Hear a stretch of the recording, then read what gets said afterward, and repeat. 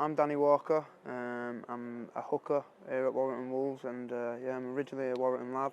I've just always been in love with rugby. I've always, since I was a kid. You know, going down, watching my brothers train, because I've got two older brothers and they used to play rugby too. And I used to go down when I was 4 or 5 and watch them train and get involved. And yeah, just fell in love with it. I think for any young people who are obviously from similar upbringings, you know, I think they should go and get involved in a team sport because, like you say, it brings a brotherhood.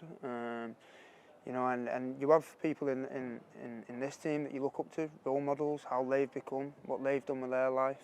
You know, whether that's through in terms of different businesses and stuff like that. So, you know, if you surround yourself with good people, you tend to become a good person. I've always had a decent upbringing, and my family have always provided me with the best that they could possibly do. But we've also had struggles too. You know, I'm an orphaned lad, so I get it. We're not from a council house, but from a council estate, and you know, it's always been a challenge.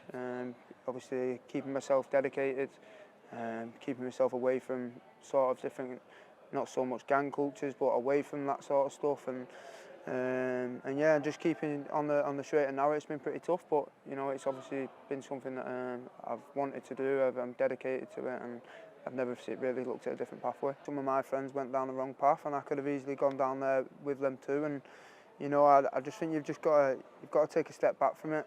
Have a think about what you want from your life.